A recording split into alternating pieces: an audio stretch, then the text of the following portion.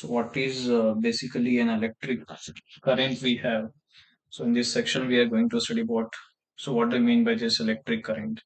तो electric current होता क्या है और हम इसे कैसे स्टडी कर सकते हैं? So what do mean by this electric current? ठीक है, तो हम इलेक्ट्रिक करंट के बारे में देखने वाले हैं और इलेक्ट्रिक सर्किट क्या होता है ये भी हम देखने वाले हैं। ठीक है, तो हमने कई बार कि एयर करंट के बारे में समझा था। ठीक है, एयर करंट क्या होता है? सो what is this air current usually basically? So air current, जब भी एयर फ्लो होगा एक पर्टिकुलर डायरेक्शन के अंदर तो एयर करंट बनता है। तो वाटर करंट कब बनता है? So when does this water current is formed? अगर मान लो कि पानी एक पर्टिकुलर डायरेक्शन में फ्लो हो रहा है तब वाटर करंट कंस्टिट्यूट होता है। ठीक है, इसी तरीके से अगर फ्लोइंग हो रहा है, flowing of water will constitute what? Water current in the rivers. अभी अब नेक्स्ट वाला, अगर इलेक्ट्रिक चार्जेस फ्लो होंगे, ठीक है, कोई भी कंडक्टर में एक पर्टिकुलर डायरेक्शन के अंदर, ठीक है, वो कंस्टिट्यूट करेगा क्या? Electric current in the conductor. किसके वजह से फ्लो हो रहा है? इलेक्ट्रिक चार्जेस फ्लो हो रहे हैं एक कंडक्टर के अंदर। ठीक है, एक कंडक्टर किससे बनाया होता है? एक मटेरियल से बनाया होता है जो कि मेटेलिक वायर्स होते हैं। What is metallic wires? तो metals are what? Good conductors of electricity. So those will constitute what? Electric current in the conductors. अब यहाँ पे एक एग्जांपल दिया हुआ है, एक टॉर्च का एग्जांपल लिया हुआ है। ठीक है, टॉर्च में हम क्या देखते हैं? हम सेल्स यूज करते हैं या बैटरी को कनेक्टेड जब होता है, जैसे ही हम स्विच ऑन करेंगे, जैसे ही हम स्विच ऑन करेंगे तो क्या फ्लो होंगे? हम देख सकते हैं कि फ्लो ऑफ चार्जेस होंगे। ठीक है, फ्लो ऑफ चार्ज होना स्टार्ट हो जाएगा और इससे इलेक्ट्रिक करंट फ्लो हो रहा है। तो इलेक्ट्रिक फ्लो करंट जब फ्लो होगा तो टॉर्च बल्ब ग्लो होने लगेगा। ठीक है, जब करंट सप्लाई होगा या जब फ्लो ऑफ इलेक्ट्रॉन्स होगा तब क्या होगा? टॉर्च बल्ब ग्लो होने लगेगा। तो ये एक एग्जांपल दिया हुआ है, हम उस पर इतना ध्यान नहीं देते हैं। ये हम सर्किट डायग्राम समझने के बाद हम समझ जाएंगे कि नहीं, हाँ, कब स्विचेस ऑन होगा कब स्विचेस ऑफ होगा। तो हम पहले समझते हैं कि स्विच क्या होता है। तो let us begin now, what is this switch? ठीक है, स्विच का बहुत इंपॉर्टेंट रोल है, तो हम उसे समझ लेते हैं। What is switch? तो एक स्विच क्या होता है? एक कंडक्टिंग लिंक क्रिएट करता है। ठीक है, एक conducting link between the cell and the bulb. Cell और बल्ब के बीच में जो कंडक्टिंग लिंक क्रिएट करता है उसे हम बोलते हैं स्विच। ठीक है, अब एक इलेक्ट्रिक सर्किट के अंदर हम स्विच यूज करते हैं, जैसे कि बटन हम कहते हैं बटन।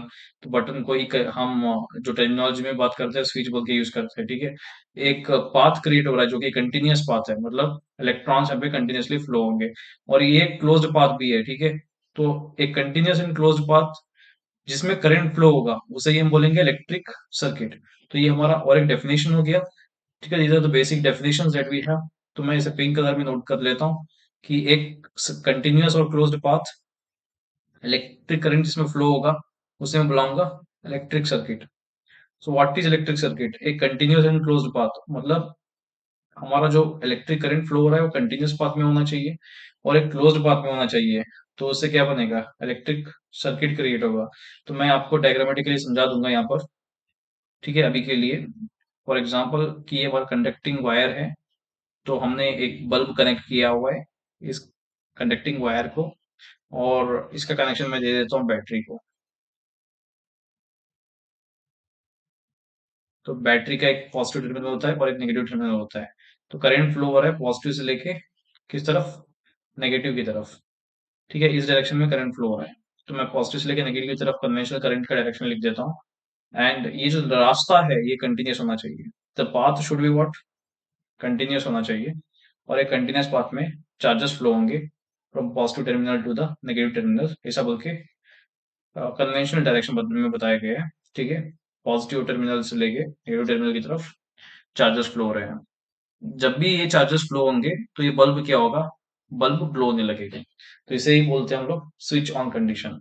ठीक है, when the charges flows and the bulb is glowing, it shows switch on condition। switch on condition यहाँ पे हमने पहले मार्क करके रखा था, switch makes a conducting link between the cell and the bulb। Switch का काम क्या होता है? जैसे कि बटन हमने ऑन कर दिया तो बल्ब गिर जाएगा एकदम से। ठीक है, लाइट उसमें हमको, बल्ब क्या हो जाएगा? ठीक है, लाइट देने लगेगा जैसे हम बटन ऑन करते हैं। वैसे बटन ऑफ करने के बाद बल्ब, ठीक है, ग्लो होना बंद कर देगा और लाइट प्रोड्यूस नहीं करेगा। तो एक सर्किट अगर ब्रेक होता है, अगर सर्किट एक ब्रेक होता है कहीं पर, तो करंट स्टॉप होना, फ्लो हो जाएगा और बल्ब ग्लो नहीं होगा। तो इसे हम बोलते हैं स्विच ऑफ कंडीशंस। तो अभी हम आते हैं बेसिक डेफिनेशन। तो बेसिक डेफिनेशन में हम लोग देखेंगे अभी, ठीक है, व्हाट कॉन्स्टिट्यूट्स और how electric current is flowing. तो हाउ, ये जो क्वेश्चन है ना, यहाँ पे हम क्वेश्चन देख लेते हैं।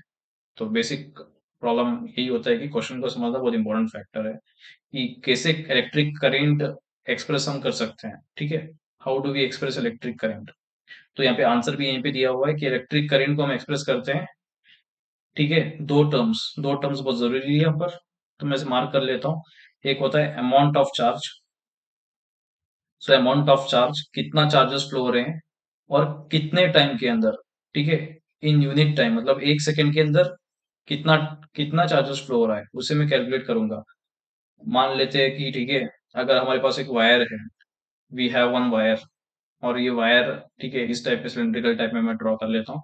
इलेक्ट्रॉन कुछ ऐसे फ्लो हो रहे हैं वायर के अंदर, ठीक है। अब मैंने एक रीजन चूज किया, ये वाला एक एरिया चूज किया, ठीक है। मैं यहाँ पे काउंट कर रहा हूँ कि कितने इलेक्ट्रॉन जा रहे हैं इस जगह से।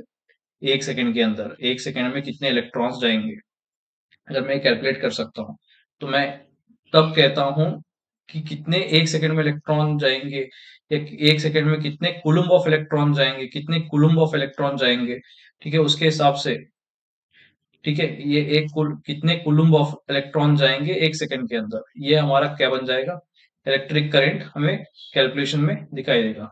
अगर मैं इलेक्ट्रिक करंट को कैलकुलेट करना चाहता हूं, तो मुझे क्या मेजर करना पड़ेगा, कितने कुलम्ब इलेक्ट्रॉन फ्लो होने वाले हैं कोई भी वायर में, एक पर्टिकुलर एरिया के अंदर, 1 सेकंड टाइम के अंदर, 1 सेकंड में कितने इलेक्ट्रॉन फ्लो होने वाले हैं, वो हमको क्या दिखा देगा, वो हमें दिखाई देगा कि कितने रेट ऑफ इलेक्ट्रॉन, या कितने चार्जेस फ्लो होने वाले हैं, ठीक है, गिवन टाइम के अंदर।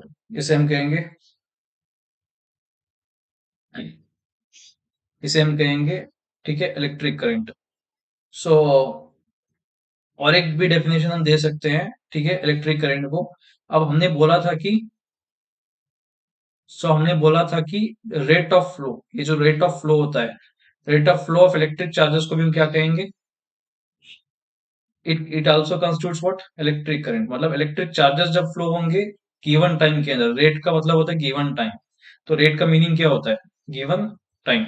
अगर कितने टाइम के अंदर, 1 सेकंड के अंदर कितने इलेक्ट्रिक चार्ज फ्लो हो रहे हैं, अगर मैं कैलकुलेशन करता हूँ, तो फिर से मुझे क्या मिल जाएगा, इलेक्ट्रिक करंट का डेफिनेशन फिर से मिल जाएगा।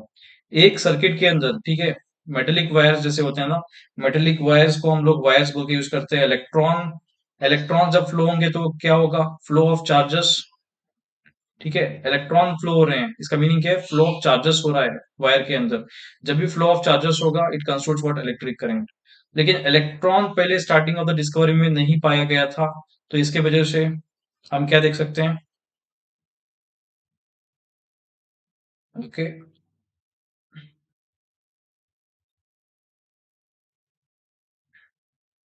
तो इलेक्ट्रॉन पहले डिस्कवर्ड नहीं हुआ था, ठीक है, इसकी वजह से हम क्या देख सकते हैं, it was not known at that time when the phenomenon of electricity was first observed.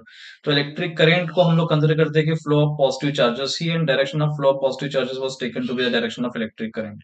तो हमने पॉजिटिव चार्जेस के फ्लो डायरेक्शन को ही हमने क्या की कंसीडर किया था, डायरेक्शन ऑफ इलेक्ट्रिक करंट बोल के हमने बहुत, ठीक है, परंपरागत हमने मान रखा था कि पॉजिटिव चार्जेस का फ्लो को ही हम इलेक्ट्रिक करंट बोलते हैं, क्योंकि नेगेटिव चार्जेस कुछ होते हैं बोलकर इलेक्ट्रिसिटी की डिस्कवरी के वक्त मालूम नहीं था, ठीक है। इसी वजह से कन्वेंशनली इलेक्ट्रिक सर्किट में डायरेक्शन ऑफ इलेक्ट्रिक करंट हम जो देते हैं, कन्वेंशनल डायरेक्शन मतलब परंपरागत जो कि आ रहा है, मतलब यूजुअली जो हम लिखते जा रहे हैं एज अ ट्रेंड, तो एज ए ओल्डन टाइम से हम जो यूज कर रहे हैं, तो पॉजिटिव डायरेक्शन को हम क्या करते हैं, फ्लो ऑफ पॉजिटिव चार्जेस को ही हम क्या बोलेंगे, इलेक्ट्रिक करंट का डायरेक्शन बताएंगे। तो ये फ्लो ऑफ इलेक्ट्रॉन्स जो कि नेगेटिव चार्जेस के अपोजिट होता है, ठीक है, इसीलिए हमने पॉजिटिव टर्मिनल से लेकर नेगेटिव टर्मिनल की तरफ हमने डायरेक्शन ऑफ करंट बताया था। तो हम यहाँ पे दो थिंग्स लिख लेते हैं, दो दो थिंग्स नोट डाउन कर लेते हैं। पहला थिंग है कन्वेंशनल डायरेक्शन ऑफ करंट, ठीक है, conventional direction of current, conventional direction of current is from positive terminal of the battery to the negative terminal of the battery, ठीक है, पॉजिटिव टर्मिनल से नेगेटिव टर्मिनल की तरफ। और ये जो एक्चुअल डायरेक्शन होता है, तो एक्चुअल डायरेक्शन जो होता है वो नेगेटिव टर्मिनल से लेकर नेगेटिव से पॉजिटिव टर्मिनल की तरफ ऑफ द बैटरी में मूवमेंट हम देख सकते हैं। ठीक है, ये कन्वेंशनल डायरेक्शन मतलब स्टार्टिंग से लेके हम मानते थे कि पॉजिटिव चार्जेस हुआ करते हैं वही फ्लो होंगे, फ्रॉम पॉजिटिव टू नेगेटिव हमने ऐसे मान रखा था, लेकिन बाद में एक्चुअल डायरेक्शन ऑफ करंट क्या होता है, नेगेटिव टर्मिनल जहाँ पे ज्यादा इलेक्ट्रॉन्स हैं वहां से, ठीक है, पॉजिटिव टर्मिनल की तरफ इलेक्ट्रॉन्स क्या होंगे, नेगेटिव टर्मिनल से पॉजिटिव टर्मिनल की तरफ वो लोग फ्लो होंगे, नेगेटिव चार्जेस फ्लो होंगे पॉजिटिव के टर्मिनल की तरफ। तो एक्चुअल में ऐसा होता है, ठीक है। तो अब यही हम थोड़ा बहुत ध्यान में रख लेंगे, एंड वी विल, ठीक है।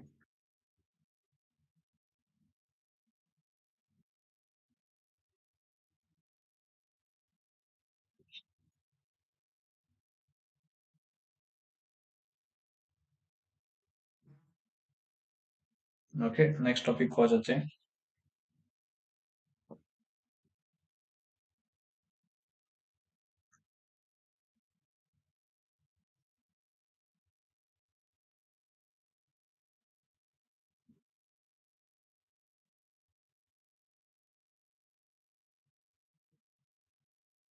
ओके, अगर मान लेते हैं कि हमारा नेट चार्ज जो होता है, ठीक है, how much is our net charge is what, Q, and कोई कंडक्टर के अंदर वो टी टाइम के लिए फ्लो होगा, तो हम लोग करंट लिखेंगे आई इज इक्वल टू कितना होता है, I is equal to Q divide by T.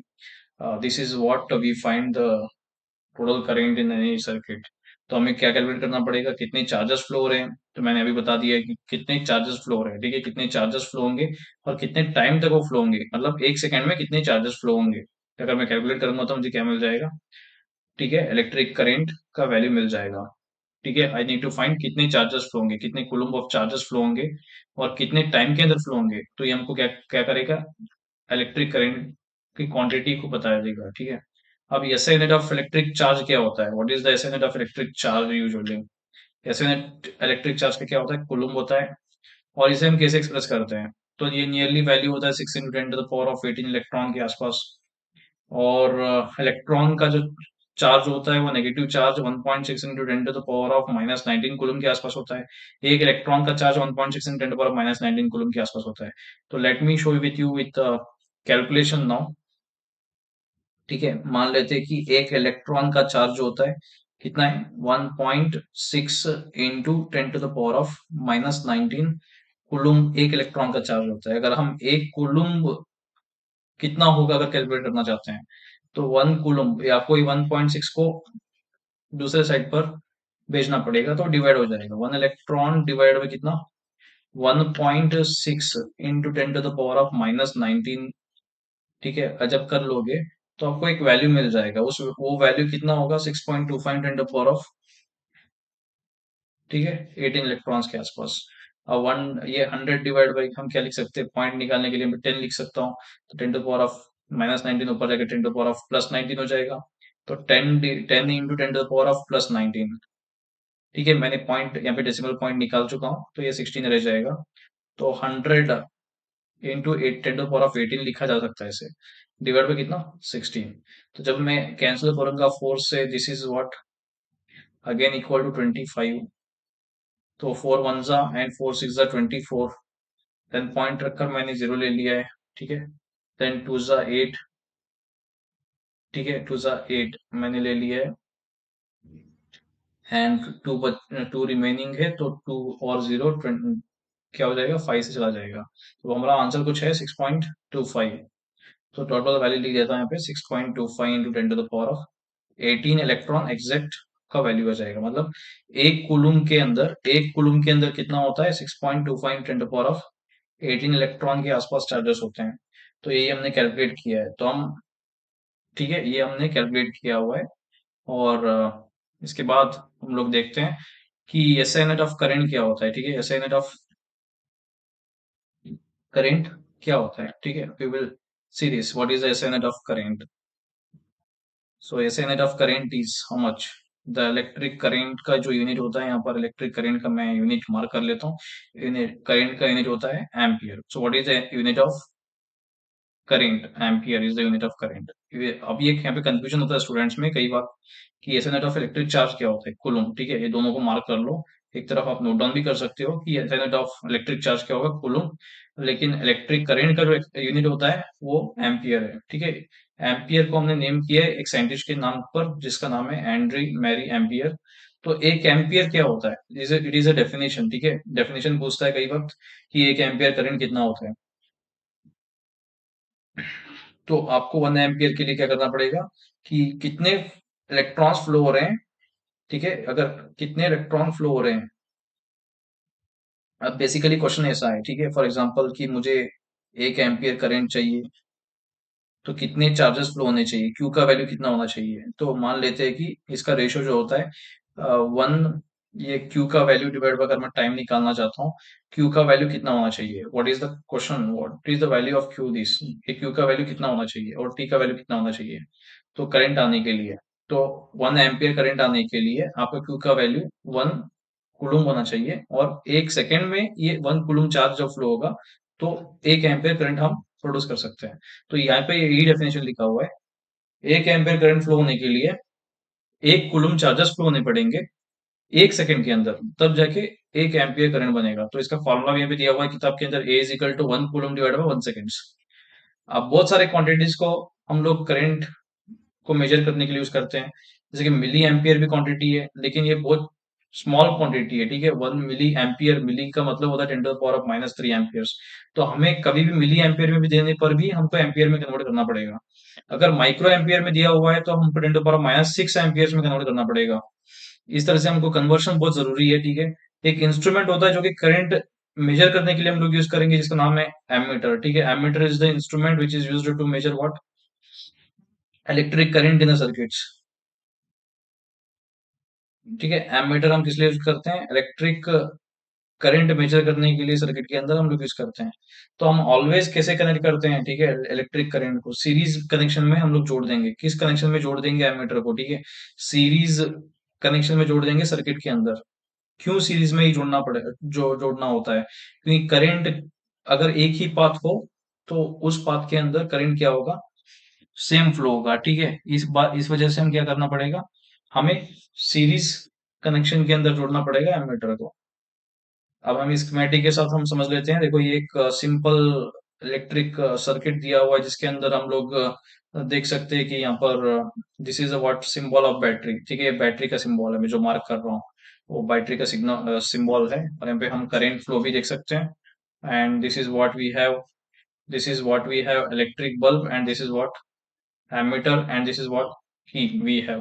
तो हमने यहाँ पे करंट का डायरेक्शन दिखाया हुआ है आर्मर के साथ, ये इलेक्ट्रिक बल्ब है, मतलब जब भी करंट फ्लो होगा पॉजिटिव से लेके हम डायरेक्शन दिखा रहे हैं इस इलेक्ट्रिक सर्किट के अंदर। और बल्ब जब भी ग्लो होगा, ठीक है, जब भी करंट फ्लो होने वाला है तब ये बल्ब ग्लो होगा। ये बल्ब ग्लो कब होगा, जब जबकि एक की में एक डॉट हम जो देख रहे हैं, it is meet mean switch is on, एक डॉट दिखाता है कि स्विच ऑन है, इस कंडीशन में बल्ब ग्लो होगा। अगर यहाँ पे एक डॉट नहीं होता है तो इस मतलब कि स्विच स्विच इज ऑफ, तो सर्किट कंप्लीट नहीं होगा, जिसकी वजह से यहाँ पे बल्ब ग्लो नहीं होगा। तो ये हमारे डायग्राम से हम समझ सकते हैं कि नहीं, किस तरह से ये सर्किट में हम जोड़ लेते हैं। तो यही बात को यहाँ पे समझाया है कि देखो फिगर हमको दिखा रहा है स्कीमेटिक डायग्राम में टिपिकल इलेक्ट्रिक सर्किट का। इसमें एक हम सेल यूज किए हैं, एक सेल मतलब बैटरी। ठीक है, एक इलेक्ट्रिक बल्ब भी हमने लगाया हुआ है, जोड़ा हुआ है, एमीटर एमीटर है, प्लग की है। तो ये सभी एक को एक कनेक्टेड है, एंड टू एंड कनेक्टेड है, इसकी वजह से इनको सीरीज कनेक्शन बोला जाता है, सीरीज कनेक्शन में जोड़ा हुआ है। Positive terminal of the cell to the negative terminal of the cell through the bulb and ammeter. ठीक है, पॉजिटिव नेगेटिव कैसे जुड़े हुए हैं, बल्ब बीच में आ जाता है, एमीटर बीच में आ जाता है, की है बीच में। तो ये सारे कंपोनेंट्स है इलेक्ट्रिक सर्किट के। ठीक है, what are the components of any electric circuit, एक सेल होना बहुत जरूरी होता है। ठीक है, इलेक्ट्रिकल कंपोनेंट्स होना बहुत जरूरी होता है, जैसे कि मान लो bulb is electrical component here, and wires होना बहुत जरूरी होता है। ठीक है, so these are all what electrical components that we can utilize. अभी हम नीचे नीचे देखते हैं। ठीक है,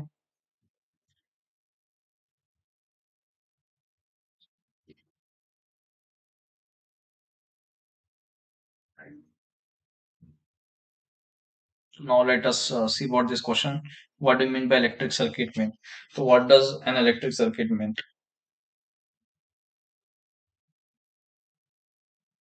ठीक है, ये वाला क्वेश्चन है, what does an electric circuit mean. Electric circuit का मीनिंग क्या होता है? ठीक है, हमने अभी बताया था कि इलेक्ट्रिक सर्किट का मीनिंग होता है कि क्लोज्ड एंड कंटिन्यूअस पाथ। हमने लिखा हुआ था, ठीक है, closed end continuous path, like इसको क्लोज्ड एंड कंटिन्यूअस पाथ, जिसमें क्या फ्लो हो सकता है? करंट फ्लो हो सकता है। तो इसे हम क्या बुलाएंगे? फिर करंट फ्लोस, ठीक है, या इलेक्ट्रॉन फ्लोस। तो ये क्लोज्ड कंटिन्यूअस पाथ में क्या होना चाहिए? इलेक्ट्रॉन फ्लो होना चाहिए, उसे हम इलेक्ट्रिक सर्किट कहेंगे। Define the unit of current. So यहाँ बताया कि यूनिट ऑफ करंट क्या होता है? एम्पियर। ठीक है, आपको एम्पियर को डिफाइन करना है। सो 1 एम्पियर का मीनिंग होता है कि अगर 1 कूलम चार्ज फ्लो हो रहा है 1 सेकंड के अंदर, 1 सेकंड में 1 कूलम चार्ज फ्लो होगा, तो उसे हम बोलेंगे 1 एम्पियर करंट। तो एक आपको ये डिफिनेशन लिखना है, और उसके साथ में आप फॉर्मूला भी चाहे तो लिख सकते हो। लेकिन calculate number of electrons constituting 1 coulomb of charge. अब नंबर ऑफ इलेक्ट्रॉन्स आपको कैलकुलेट करना है 1 कूलम चार्ज के अंदर। तो ये मैंने कैलकुलेशन ऑलरेडी किया है, ठीक है, जब मैं बता रहा था कि 1 कूलम चार्ज में कितने इलेक्ट्रॉन्स होते हैं। तो बेसिकली आपको ये लेना पड़ेगा कि वन वन इलेक्ट्रॉन में कितना, 1 इलेक्ट्रॉन का चार्ज कितना होता है? 1 इलेक्ट्रॉन का चार्ज होता है 1.6 into 10 to the power of -19 Coulomb's. तो अब 1 कूलम इज इक्वल टू क्या करना पड़ेगा? 1 इलेक्ट्रॉन डिवाइड में कितना? 1.6 into 10 to the power of -19 से डिवाइड कर लेना पड़ेगा। अगर इसको डिवाइड करोगे तो आपको आंसर मिल जाएगा 6.25 into 10 to the power of कितना? 20 इलेक्ट्रॉन के आसपास। तो ये 1 कूलम का चार्ज होता है। So this is all about the what 1 coulomb charge. तो अब तक हमने जो भी सीखा है उसमें डेफिनेशंस बहुत इंपॉर्टेंट रोल प्ले करते हैं। तो now let us see about the next topic, जैसे कि इलेक्ट्रिक पोटेंशियल क्या होता है। ठीक है, इलेक्ट्रिक पोटेंशियल क्या होता है? तो हम इलेक्ट्रिक पोटेंशियल में आ जाते हैं। इलेक्ट्रिक पोटेंशियल पोटेंशियल डिफरेंस में क्या क्या डिफरेंस होता है? मान लो कि हमने एक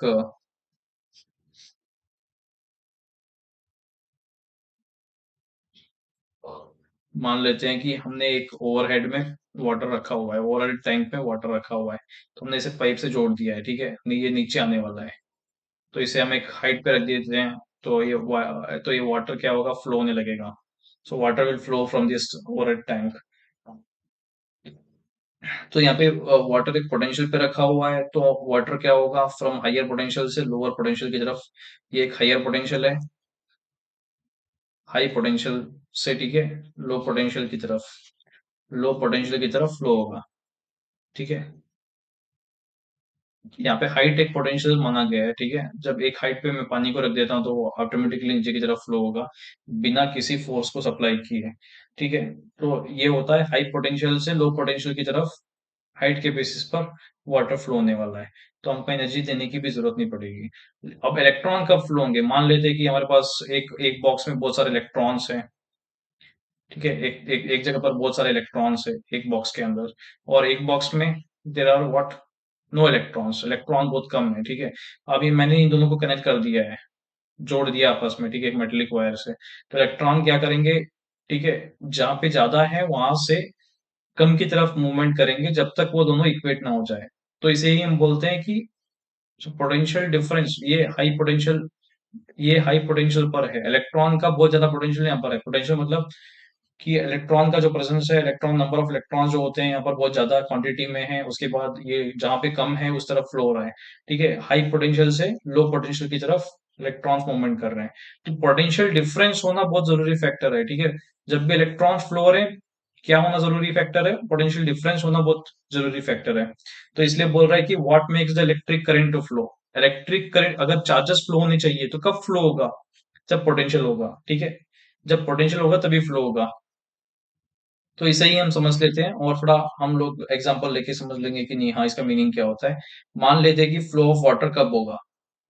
ठीक है, फ्लो ऑफ वाटर कब होगा? जब हम वाटर को एक हाइट पर रख देते हैं तब हो जाएगा। Charges do not flow in copper wire by themselves. देखो, एक मैंने आपको वायर दे दिया, ठीक है, और अगर बोल दो कि नहीं, हाँ, एक वायर दे दिया हूँ, बैटरी कनेक्शन नहीं दिया हूँ, सिर्फ एक वायर दिया हुआ है, क्या अपने आप करंट फ्लो होने लगेगा? नहीं। तो इसका आंसर है नहीं। ठीक है, वाटर जैसे फ्लो होगा perfectly horizontal tube, horizontal tube में वाटर कभी भी फ्लो नहीं होगा। अगर हम वाटर को एक हाइट पर रखते हैं तो ही वो फ्लो होगा। अगर if one end of the tube is connected to a tank of water kept at a higher level such that there is a pressure difference होना चाहिए दो एंड्स के बीच में ट्यूब के, तभी वाटर फ्लो होने वाला है एक एंड से दूसरे एंड की तरफ। लेकिन इलेक्ट्रॉन्स के लिए, फॉर फ्लो ऑफ चार्जेस के लिए क्या होगा, कंडक्टिंग मेटेलिक वायर होना चाहिए बीच में, और ग्रेविटी मैटर नहीं करेगा, has no role to play. Electron move करेंगे जहां पे डिफरेंस है, दिस वर्ड में नोट डाउन करता हूँ, there is a difference of what, a difference of electric pressure होना बहुत जरूरी है, ठीक है। कब चार्जेस फ्लो होंगे, ए डिफरेंस ऑफ इलेक्ट्रिक प्रेशर होना चाहिए, जिसको हम बुलाएंगे पोटेंशियल डिफरेंस, और एक वर्ड जो यूज कर सकते हैं पोटेंशियल डिफरेंस। इलेक्ट्रॉन्स कब फ्लो होंगे, हमारा ये जो क्वेश्चन था ना, basic question, what makes the electric charges to flow, a difference of electric pressure होना बहुत जरूरी है, या पोटेंशियल डिफरेंस होना बहुत जरूरी है, ठीक है, एक कंडक्टर के अंदर। तो तभी क्या फ्लो होंगे, इलेक्ट्रिक चार्जेस फ्लो होंगे।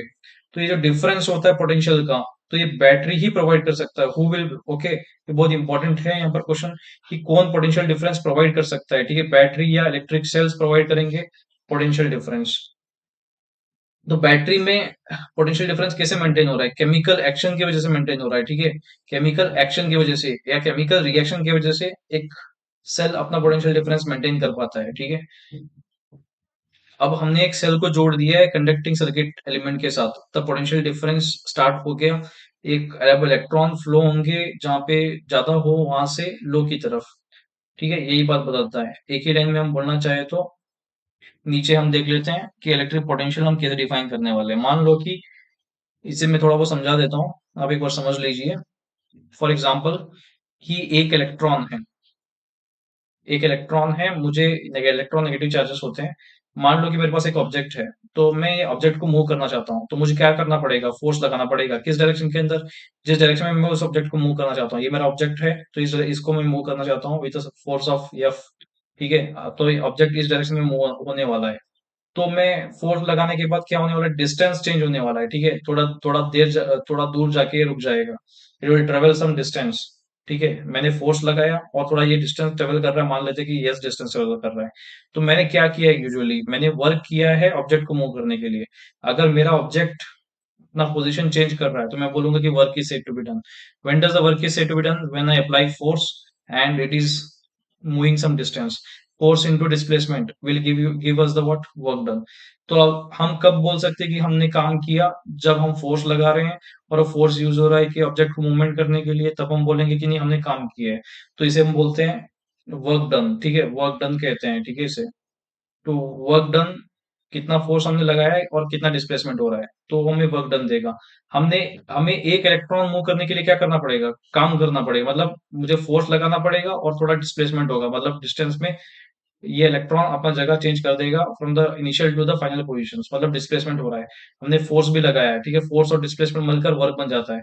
तो मतलब हमने काम किया है, किस लिए काम किया है, इलेक्ट्रॉन को मूव करने के लिए वर्क किया है।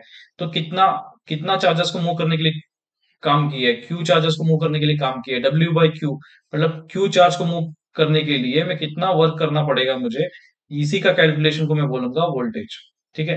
क्यू चार्ज को मूव करने के लिए मुझे कितना काम करना पड़ेगा, ठीक है, कितना काम करना पड़ेगा क्यू चार्जेस को मूव करने के लिए, मूवमेंट करने के लिए, तो जितना काम करना पड़ेगा वो मेरा, ठीक है, उतना मुझे पोटेंशियल देना पड़ेगा, ठीक है। मैं पोटेंशियल सप्लाई करूंगा तो वर्क होगा, ठीक है, कितने चार्जेस को मूव करने के लिए, क्यू चार्जेस को मूव करने के लिए। तो यहाँ पे यही बताया हुआ है, ठीक है, we will underline this. Electric potential difference क्या होता है, दो पॉइंट्स के बीच में इलेक्ट्रिक सर्किट के अंदर कितना करंट, ठीक है,